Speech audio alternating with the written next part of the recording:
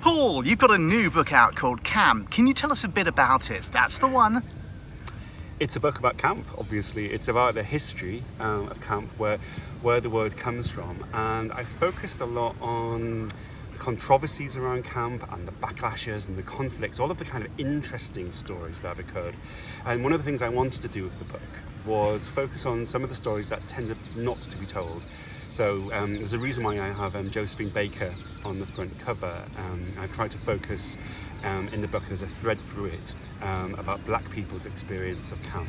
So looking at people like Josephine Baker, I've talked also about the cakewalks that took place out on plantations in America in the late 19th century. And then I've talked about drag balls in Harlem and in New York, all the way up to RuPaul's Drag Race. So that's a really nice, interesting kind of thread of camp that goes through the whole book. You mentioned Josephine Baker. For viewers who may not know, who was she? She was an amazing person. She was an entertainer, a performer, a dancer, a singer. She had her own cabaret act. She started off in a chorus line in America and moved to Paris, where she became the Queen of Paris.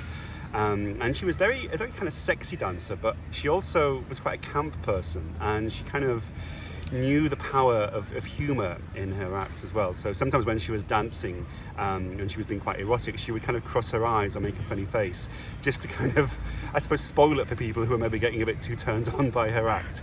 And she dressed in outrageous costumes. She had a dress made of kind of rubber bananas, for example. And during World War II, she actually became a spy for the Free French movement. And when she was traveling around performing, she would write secrets in invisible ink on her sheet music and then pass them on to other spies. So she was an amazing person, and it was great to tell her story. The book is called Camp. Yes. How would you summarise the word camp? It's a very difficult word to define, and in chapter 1 I try to talk about all the ways that people have tried to define it, and how they've all disagreed, and how no one will ever really agree. So whatever I say, people are going to go, no, I don't think so. But I kind of boiled it down to 4 things, and it was exaggeration, artificiality, silliness, and also kind of going against type or going against expectations in some way. And those for me are the 4 ingredients of camp, and if you put them together, you get something which is going to be probably quite camp. Why did you find it so important to write this book?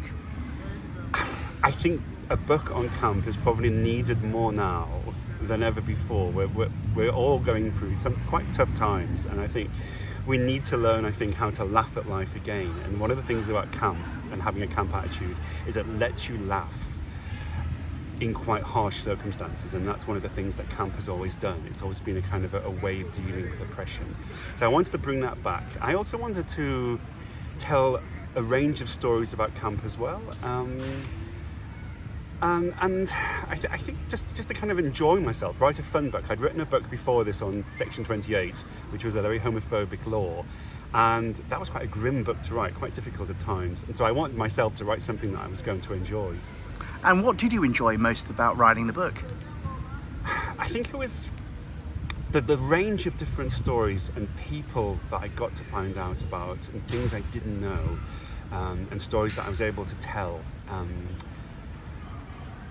And finding those, sort of going onto YouTube and watching old films and listening to music, and sort of just kind of reacquainting myself with maybe things I liked when I was in my teens and forgotten about. So in a way, it was a kind of nostalgic experience. And also I wrote quite a lot in the book about my own experiences and various members of my family who were quite camp as well. So it was nice to kind of think about my family members, some of whom are with us, and tell their story as well. Were there many surprises for you writing the book? I was surprised at the backlashes against camp, particularly sometimes from places that I wasn't expecting. So I kind of thought if there was going to be a backlash, it will be from, say, I don't know, quite conservative or religious kind of sources, and there is a bit of that in the book, but there were periods in time when actually from within the gay community there was backlash against camp, in the 1970s in particular, against people like John Inman or Larry Grayson. And it was interesting going through the old archives of gay news and other gay magazines to find letters and articles which detailed how people like John Inman were picketed outside theatres. I found that really fascinating. What do you hope readers will get from the book? I hope that they'll get a kind of sense of the camp within themselves, and an ability to kind of recognise that and to enjoy it and to go with it, to enjoy it too, and to kind of see camp maybe in ways or things that they wouldn't have seen otherwise. It feels almost like it's a kind of superpower, being able to see camp and enjoy it, and it enriches life, and I think that's what I want people to take from the book. Anything else you'd like to add? Thank you very much for giving me the chance to talk about it. It'd be lovely if people could get access to the book. There's also a tour that I did, an online tour. If you're in London, you can download an app called Voice Map, and then you can go on a little tour. You hear my voice taking you through bits of Mayfair and Soho and various locations that I mentioned in the book, which was great fun to do. And can you show us the cover of the book one more time? There we are. Paul, thank you so much. Thank you.